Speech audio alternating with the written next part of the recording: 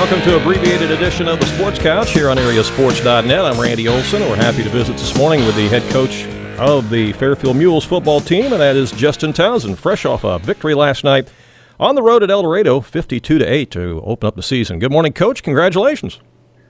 Hey, good morning. Thank you. Thank you very much. 36 games in a row now in the Black Diamond Conference that your Mules football program has won over a span of numerous seasons. That's got to make you very, very proud, and you kind of sit back and pinch yourself and think, wow, that's something. Yeah, I mean, obviously it's something that we want to keep rolling, but I think, kind of moving forward, we've tried to tell our kids that, we're just not going to talk about it. We don't want to get in the habit of playing not to lose, Yeah. And so we don't talk about it much. We just want to go out and play our best football, and we feel like if we can do that week in and week out, the streak and whatever else is going to take care of itself. So, but yeah, definitely exciting for our kids. Exciting to be playing on a Friday night in August. Mm-hmm. Just the atmosphere was awesome. The bus trip down. I mean, the little things maybe that you take for granted. And to get to do those things last night and then come out and perform the way that we did, I'm just really proud of our kids. Well, of course, you had that shortened season last year. You played only 6 games. There was no postseason. You did go 6-0, and that's only a couple of months ago. So here you are turning around again, but it's a different crop of kids in many ways because you lost a lot of guys to senior status, and then of course you've plugged in new guys in some key positions like Eric Rogers at quarterback, and boy, in his debut as a varsity quarterback, he looked like a veteran out there. Yeah, I mean, Eric. He got to play some mop-up time last year, but we only played 2 JV games last year, and they were beginning of the season. We just couldn't get anybody to play us. So I mean, last night was a big jump up. A lot of our kids, even our sophomores, didn't get to play a lot of football last year. So for them to rise to the occasion and show that they belong. And you mentioned guys in different spots. Maybe they started, last year at a different position, but now they're at a different spot this year, whether it's the O-line or backs. I thought they did a great job. Connor Dagg, Camden Robbins, and McGuire Taylor just were physical running. And, the thing I'm excited about is we didn't have 2 starting offensive linemen last night due to quarantine issues. So, I thought we found that out Tuesday, plugged some different guys in, and, I mean, we just hit the ground running. So, very, very exciting moving forward. Well, speaking of hitting the ground running, you certainly did. You had 11 different guys carry the ball last night for a combined total of 382 yards. That's pretty impressive. Yeah, anytime you can come out week 1 and play physical, run the football, play good defense, and we took care of the ball. We didn't turn it over, didn't have a lot of penalties.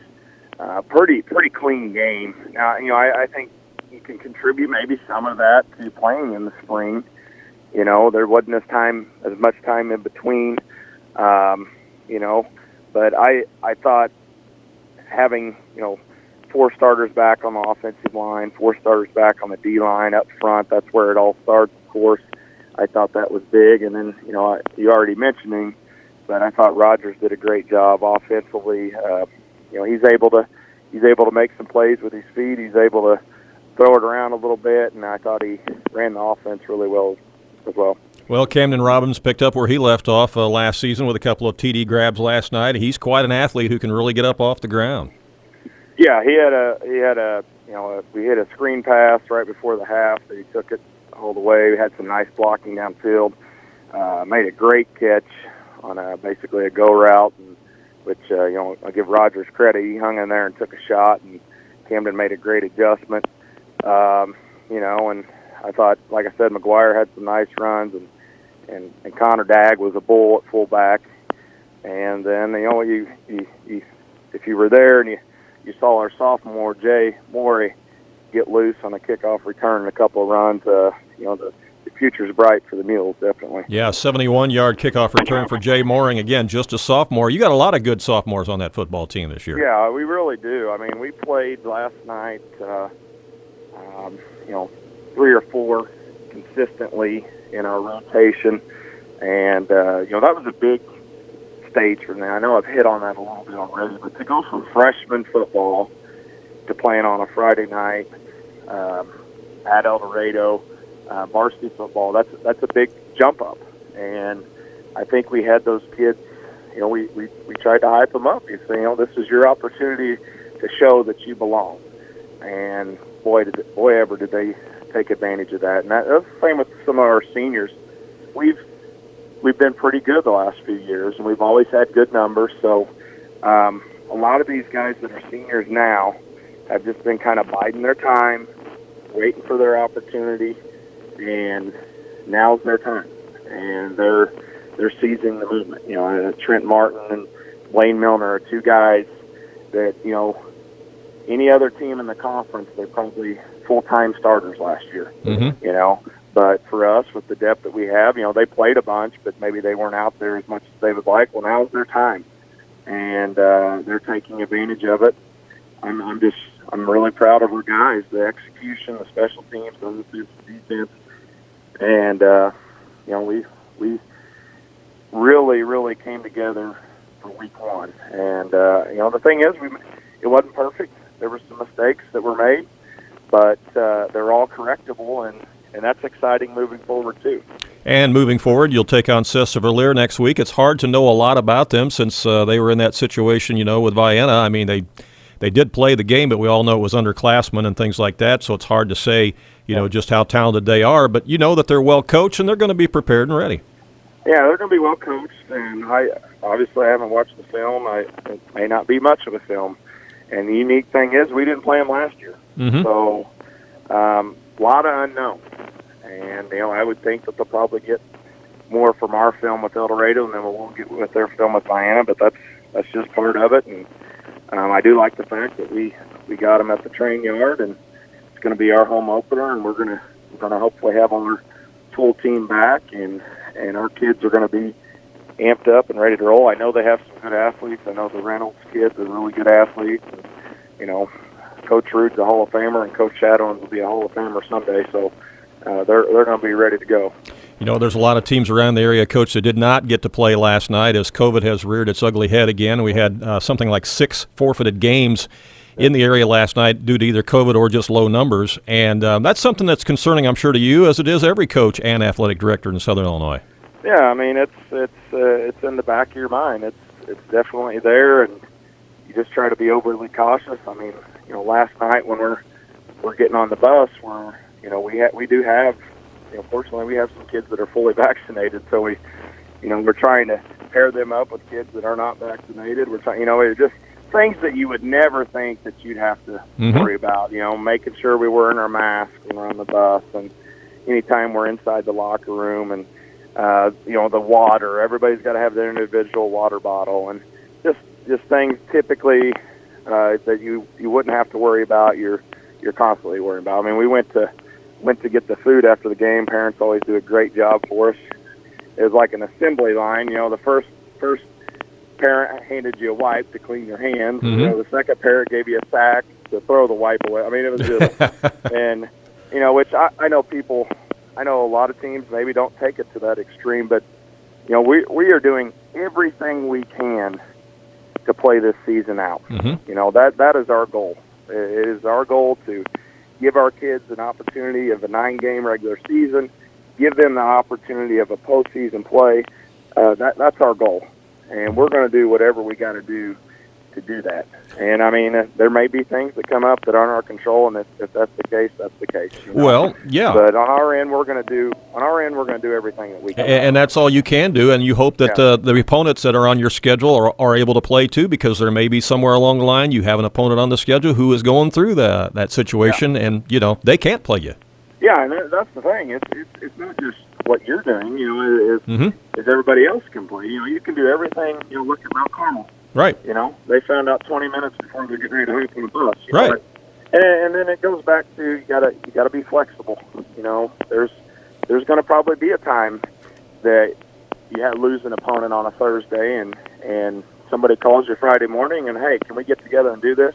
That's what we did with Harrisburg last year. I just how badly do you want to play, and are you willing to maybe give up some of that prep time, but still get your game in for your kids. And to me, that's what's important. Well, and that's what Nashville and Johnson City did. I mean, they decided midweek, let's put this together and do it. And if you'd asked them on Monday and Tuesday, neither one of them knew they were going to play each other that Friday. No, and I commend both those teams. Those are two really good football teams, and if we're able to play this thing out all year, I mean, that's probably a game that's going to benefit both those teams down the road. Yeah, I agree. Well, you've got more on your plate this year, Coach, as you've taken on the duties of athletic director at Fairfield Community High School. Talk about that and how that's going for you, because there's a lot to that, isn't there? Yeah, absolutely. I've been at the high school 21 years, coached a lot of different things. Mr. Wills, Bobby, lifelong friend, got in coaching when we came back to Fairfield in the early 2000s, and he's been a AD and assistant principal here. I think it was 10 years, and he's taken on additional administrative responsibilities at the high school. So the AD job came open, and I applied and took it. So it's a lot of work. Basically doing that in the mornings. I'm still teaching in the afternoons. I'm still coaching football, obviously, and still coaching track. So I'm a busy man, but that's the way it goes. I'm fortunate that I got a supportive wife and very understanding, and I'm just really blessed to be able to work with these kids and these coaches. We got a really good thing going right now, and as we speak, we're hosting Lady Meal Kickoff Classic volleyball tournament. And it's just exciting to be able to have these events going right now after the year that we had last year, and be able to have fans in attendance, and so obviously that adds a whole other element to this. Maybe we finally get to a normal year, whatever that is. Maybe it won't be quite as hectic, all these extra precautions that we got to take, but I'm excited about it, and been rolling with it here for about a month now. Yeah. Well, before I let you go, we talk about some of the disappointment in last year, having the shortened season and having to move things around, and how crazy last year was with COVID. Some positive things that came out of last year, certainly for you and Coach Chet Snyder of the volleyball program there at Fairfield, as both of you were recognized as Southern Illinois Coaching Association Coaches of the Year in your respective sports, and that's a nice accolade for both of you, and well-deserved, so congratulations. Yeah, thank you. I mean, honestly, I think Chet would say the same thing. That's really significant, because that's chosen by your peers. That's a big deal. And I've been coaching, like I said, over 20 years, and I've won one of those awards for track, but this is first one for football, and it's pretty special. But once again, it goes back to my assistant coaches on my staff, the kids I get to work with every day. I mean, I'm just really blessed right now, and we're going to try to keep this thing going as long as we can. And the kids have bought in to what we're trying to do at the high school, and they know the expectation is to win, and they have seen firsthand over the years what it takes to do that, and we just try to keep bringing these younger guys along, and keep recycling, and hopefully we can do that moving forward. One more thing before I let you go. A lot of people who are watching and are listening right now might be wondering how your son Landon Zurliene is doing since he's moved on to the college ranks. Talk about that a little bit. He's at McKendree University on a basketball scholarship. He was there, I guess, the last 3 weeks of July, working basketball camps, getting acclimated in the weight room, doing workouts with the team.